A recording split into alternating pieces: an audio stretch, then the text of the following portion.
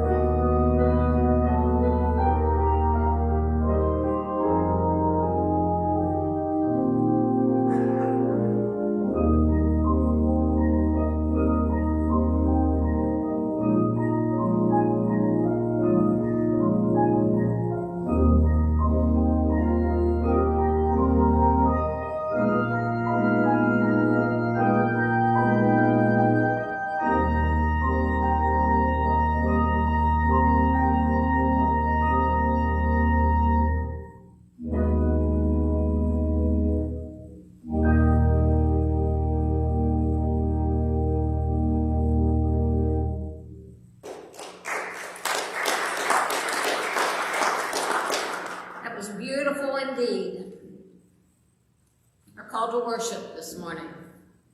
We welcome you, O God, You came to bring hope to the hopeless and bring miracles to the impossible.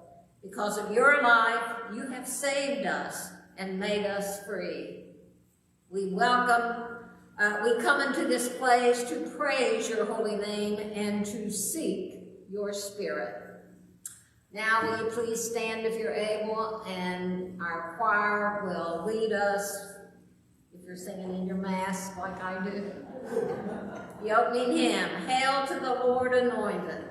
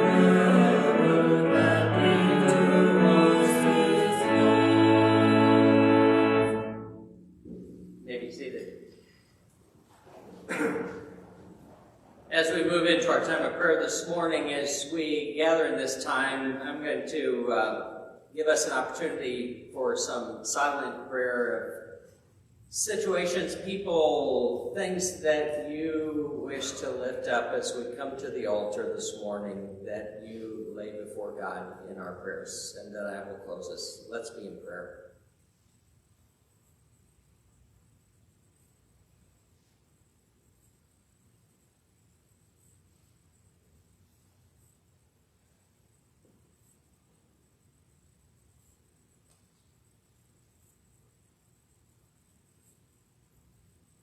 Lord, in your goodness, as we gather in this time, we do gather our prayers as one.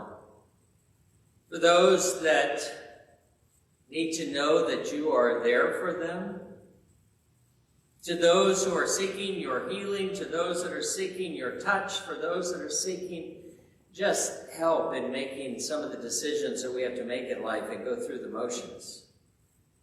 Lord, in all these things, we give you thanks and praise.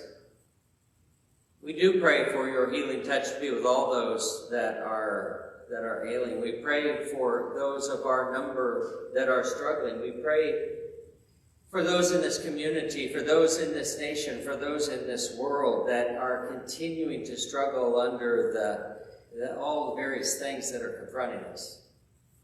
We pray for your wisdom, for your will to be made known in this world. Lord, lead us, guide us as we are yours. That we may know that who you are is important. But even more than that is knowing that you know who we are. Join us now in our prayers, O Lord, As we gather together as one with one voice to pray the words that your Son taught all of us to pray, Our Father, who art in heaven, hallowed be thy name. Thy kingdom come, thy will be done, on earth as it is in heaven. Give us this day our daily bread, and forgive us our trespasses, as we forgive those who trespass against us. Lead us not into temptation, but deliver us from evil.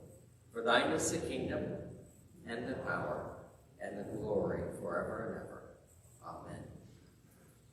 Now, as we continue in our worship, our special music this morning is once again a duet by Christy and Julie.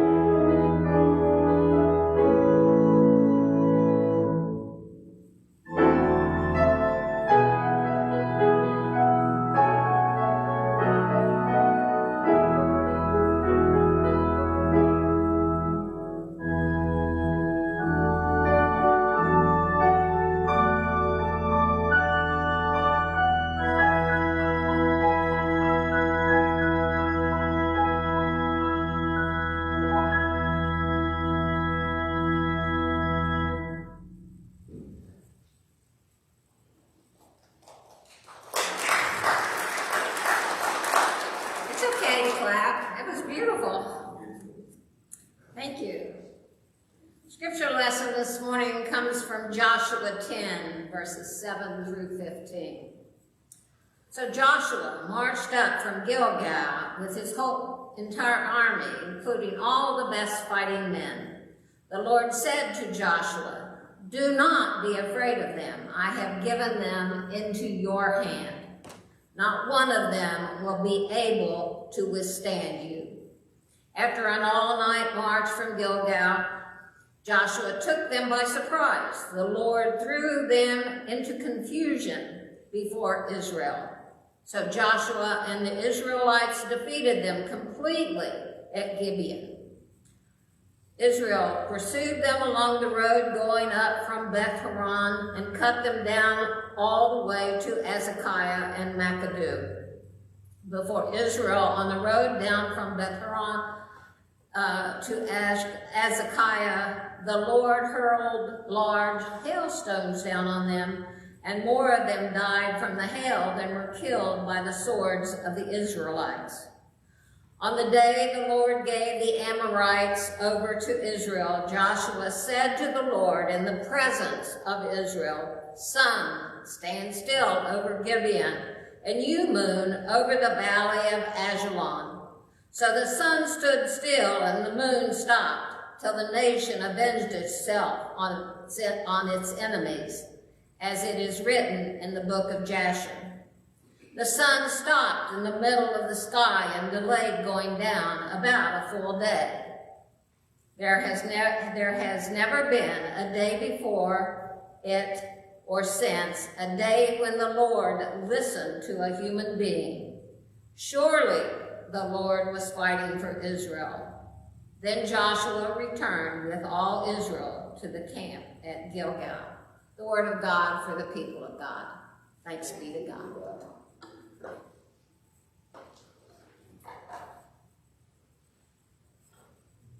We're continuing in this series on God of the impossible. We've been looking at some of the stories in the Bible that are the miracles, the impossibilities, and seeing that some of the things that happen in this world that seem impossible are nothing in relation to what God can do for us. We all have God's authority in us as his children to do miracles. Sometimes we just need to open our eyes and see them. Let's pray. Lord, thank you for your presence and love in our lives, for the power that you give us, for the strength that you provide us. Lord, join us in this day that we may be filled with your presence, that we may know you and see you, but then most importantly, we can feel your presence, your love, your grace overshadow us in all that we do. May your words enlighten us. In the name of Jesus we pray. Amen. There is something in the Bible that is, well, it's not just the Bible. Astrology, things that happen in the heavens are they're so foreign to us that anything that happens that's out of the ordinary. You know, just a week or so ago, there was a comet that went through the air in Canada, and there were fragments that landed on the ground, and it had national coverage over this thing that happened, because it was different. It's something new.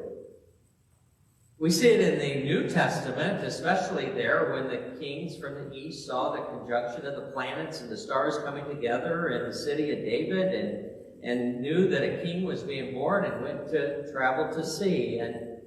And so when we see these kinds of stories in the Old Testament, they go along with it, but at the same time, we don't understand them, especially not for what they are. So let me give you some background on this one. Joshua has brought the tribes, the people of Israel, into the Promised Land. They've had some victories. They're a substantial fighting force.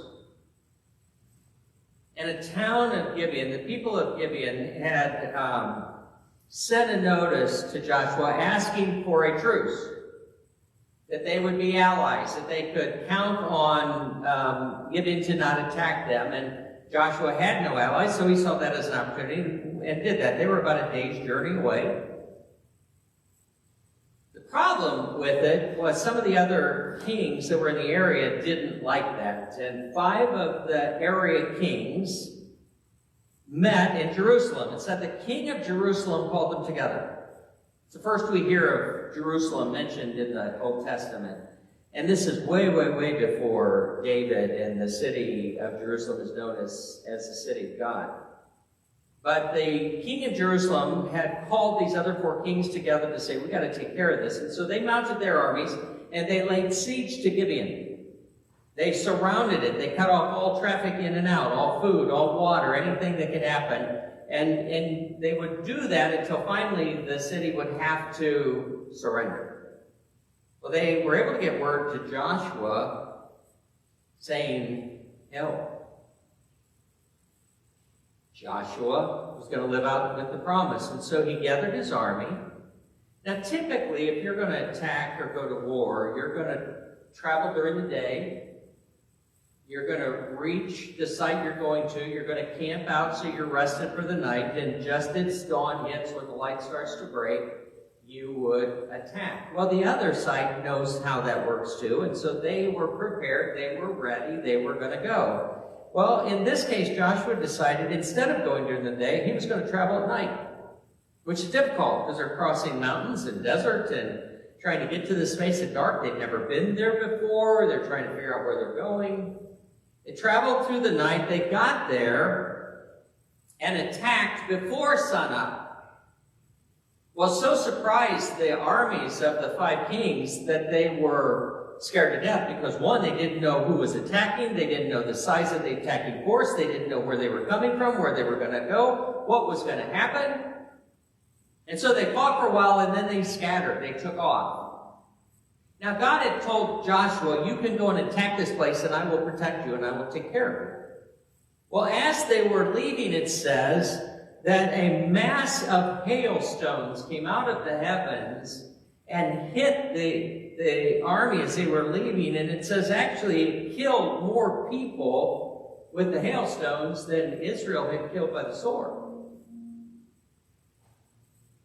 And Joshua and his army pursued the runaway soldiers because they wanted to put an end to this. They didn't want them to run so they could get back together and attack again, so they were going to finish them off.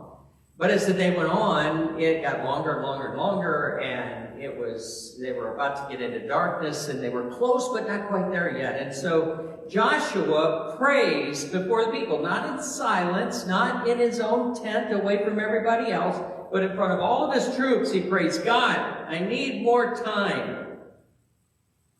If you could make the sun and the moon stop, give me a couple more hours, I can finish this battle. That's a pretty bold prayer. And it worked.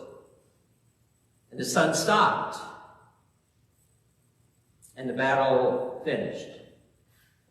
Now, what's really interesting here is that's a story that is so hard to understand, so hard to believe. We know the sun doesn't just stop, right?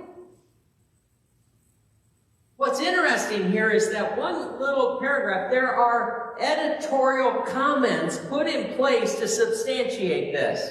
This isn't the writer, it's not Joshua that's writing this, or whoever it is, because they're talking about this book of Jashar. Now, because it says, after this happens, it is written in the book of Jashar, so the sun stood still and the moon stopped till the nation avenged itself on its enemies. And then it's got this little editorial comment saying, the sun stopped in the middle of the sky and delayed going down about a full day. There has never been a day like it before or since. Surely the Lord was fighting for Israel. So there's this editorial comment about this book of Jashar. Now, that's what's called a non-canonical book. It's a bigger word than it means. The canon are the books in our Bible. The canon are made up of books that they have the actual original text. They've been able to authenticate it with happenings that happened around it, and it becomes a part of the Bible. That's where the 66 books of the Bible come from. But there are thousands and thousands of other books, New Testament and Old Testament, that talk about different stories. And so they use those to collaborate amongst themselves. And this was a book that was written, and it covered the time frame from creation to the end of Joshua. That was all the more this book of Jishar covered, but it was used as part of the history there. It's not in our Bible because we don't actually have an original to that one. They've got pieces, they've got stories, but it was used strong enough in the days of Joshua that they used it in the writing of this to say, even this book substantiates this miracle. They wanted a footnote. I find that interesting. Now, it's not every day that the sun stops almost a day. There is another story. It's found in 2 Kings, chapter 20, verses 8 through 11. And this is another story that talks about it. It has to do with the prophet Isaiah and King Hezekiah. 2 Kings 20, verses 8 through 11. Hezekiah had asked Isaiah, "What will be the sign that the Lord will heal me and that I will go up to the temple of the Lord on the 3rd day from now?" Isaiah answered, "This is the Lord's sign to you, that the Lord will do what he has promised. Shall the shadow go forward 10 steps, or shall it go back 10 steps?" "It is a simple matter for the shadow to go forward 10 steps, said Hezekiah. "Rather have it go back 10 steps. And then the prophet Isaiah called on the Lord, and the Lord made the shadow go back the 10 steps it had gone down on the stairway of Ahaz. Now, I don't know if you picked up in it, but that is the first recorded conversation for daylight savings time. Now, it had to have happened in the fall. Do you want the time to go back, or do you want it to go forward? Well, I'll tell you what, it goes forward all the time. Let's bring it back. And so it said that the shadow moved backwards 10 steps. And then maybe in the spring we'll have it go the other way so it balances out and they can figure this out later. I don't know that that was part of the conversation. He was proving a point, and Isaiah called on God to move the sun. Just a little bit, not a lot. Now there's a story that came out back, it actually was in 1890, the story first came about, but then it was resurrected again in the 60s, that NASA, as it was starting its space program, started plotting trajectories and times and places of planets and asteroids and comets and all the things in the heavens. And the reason for that was, if you can plot a time and a trajectory and a speed for an object, it will follow that same pattern. No matter what it may be, they can plot that. And so as they built that plotting background, they could get a picture of how things were moving in the heavens and how they would converge and not. And the purpose of that was, if you're going to put up a rocket or a satellite, you want to make sure that nothing is going to be in the road. You don't want to put a rocket up there just as an asteroid's coming across. And so you would try to work that out. And so they could use that to project forward as they were plotting missions and doing things, the safest route to make that happen. They still do that today, and now they're plotting every satellite and every piece of space dust and everything else that they can find up there for the same purpose. But you can also make that move backwards in time. You know, planetariums do that at Christmas so that the stars converge and we can get an idea to see what the stars looked like when Jesus was born. But as they ran it back, the story goes that they reached a point that they got an error code.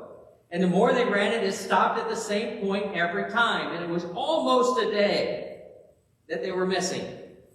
And one of the men there had a Bible and pulled out and went to this Joshua passage. And as they were able to trace it, they could trace it down to 23 hours and 20 minutes. They were missing. And then he remembered this other passage of Scripture, and he brought it out. And that if you looked at the 10 steps as 10 points on a sundial, it was the equivalent of 40 minutes. When they accounted for that, the error went away. Now, we could say, there's a lot of myths and stories, and we can make up a story for anything if we work hard enough at it. And typically you would go to Snopes or one of the Mythbuster sites on Google to see if they've tested out. This is what Snopes, a rumor authenticator, has to say about this. NASA denies running these computer projections, but then it goes on to say that being that it was thousands of years ago and that science is inadequate to substantiate, the only true authentication would have to come from first-hand observers, and the only ones of those are in the Bible.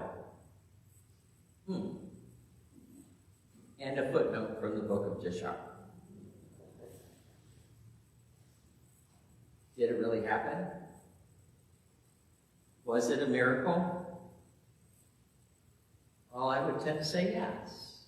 In my mind, it definitely is.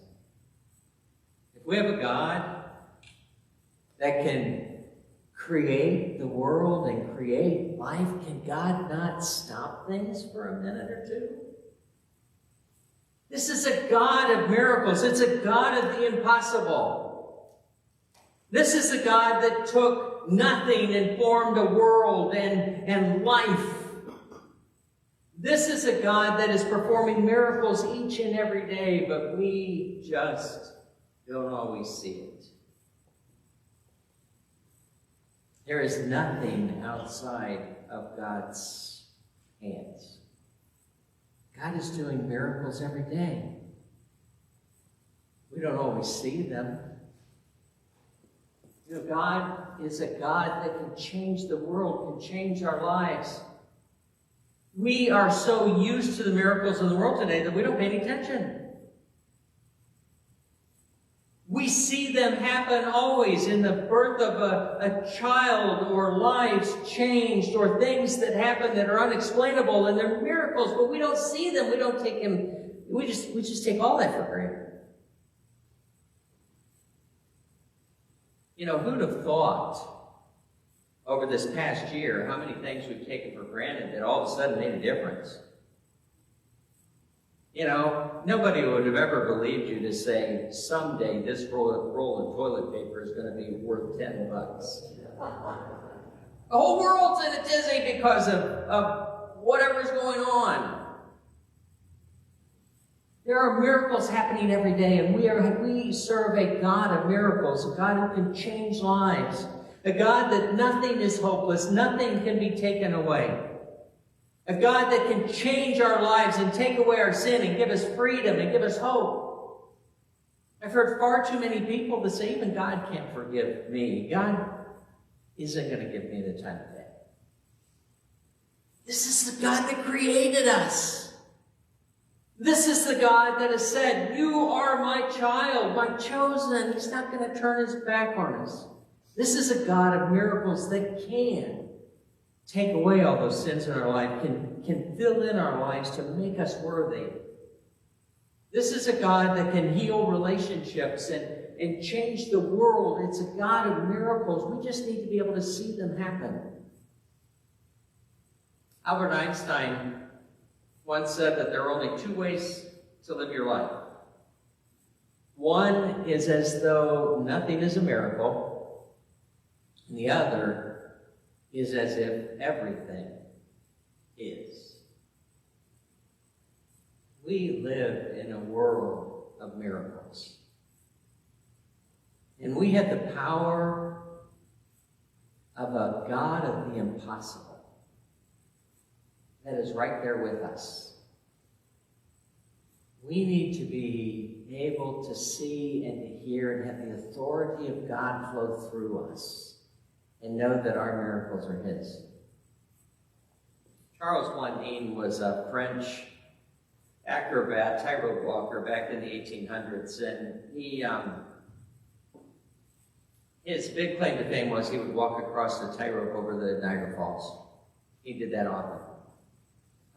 There are stories of him with a wheelbarrow trying to get volunteers, and he would walk them across the Niagara Falls. It was a little tougher to find volunteers to do what he was doing, but they asked him, because he never fell, but they asked him, how in the world do you do that time after time after time? Are you watching the wire that closely? What are you keeping focus on? And his answer was, at the end of the line, he had posted well above the ground a big silver star. And he said, the object is never to look down, never look at the water rushing before you, never look at the rope. But I keep my eyes focused on that star, because the minute I take my eyes off that star and I start to see or feel or know what's happening around me, it's too easy to get sidetracked. It's too easy to lose focus. And that's when problems happen. And so as long as I keep my eyes focused on that star, and step by step, lead myself one step closer to that star each time, I know my path is secure. We need that in life today, don't we? We need to be able to keep our eyes focused on the bright and shining star of Jesus Christ. Because sometimes we get so sidetracked and off track with the world around us and the problems that are rushing by us and this torrent of a waterfall that's going on through and around us that can take us off guard, can take us off track, and can scare us. We need to keep our eyes off of that and focus on the one that can bring us home. God of miracles himself. You see, the God that listened to Joshua, the God who listened to Isaiah and obeyed them as they asked for these miracles, is the same God that you and I have access for today. It wasn't a different God in the Old Testament. It's the same God as today. And they called upon God's authority to be able to bring about a miracle, and God did. What does that say about our prayer life? We need to be able to be ready to call upon the power of God himself to create a miracle. Maybe it's in our lives. Maybe it's in the lives of those around us. Maybe it's in the world around us. We don't know God's plan. But I do know I'm a child of God. And I do know that the authority of God flows through each of us as his children. We need to be able to have that kind of a faith, to pray and approach God with boldness, to ask for the impossible, and then to be able to move forward. Don't just ask and then back off, say, well, I know you can't do it anyway, God. Ask and expect the impossible to happen, and move forward with that same kind of boldness, as if God is in the process of answering that prayer, and then be willing to give God all the glory when it happens. We serve a God of the impossible, a God of miracles. And his miracles reside in us. Amen. If you're able, let's stand and join together in our closing hymn today. We have a story to tell to the nations.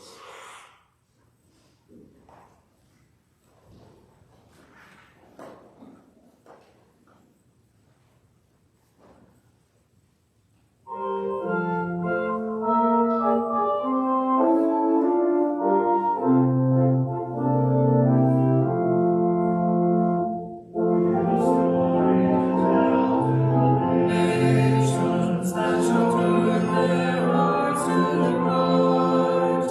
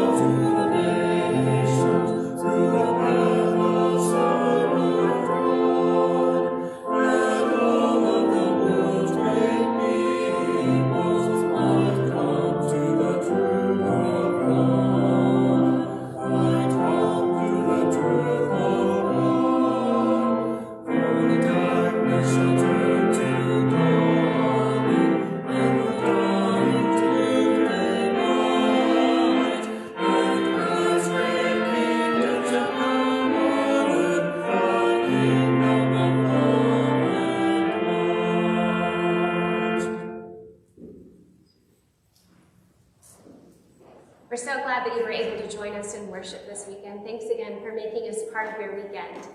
In our services, you heard announcements about ministries like Meals of Hope. You heard about movie night coming up. We have lots of exciting things happening here in our church. It is a fun and lively place to be. You can find out more information about those events by going to our app. There's a place for Meals of Hope, for Winter Feast tickets, for movie night. We would love for you to join us in those events. You can also give through our app. If you go down to the heart button and press give, you can set up a one-time gift, you can set up a recurring gift. It is because of all that you have given that we've continued to be able to do ministry and to do it well. So thank you so much for that. If you are new here with us this week, we are grateful that you joined us in worship. We hope that you'll come back next week along with our church family and continue exploring this idea of God of the impossible. We serve a God who can do immeasurably wonderful things that we cannot even think or dream or imagine, and he can do that for you. We are always praying for you, we love you, and we cannot wait to worship with you next week. Have a great week.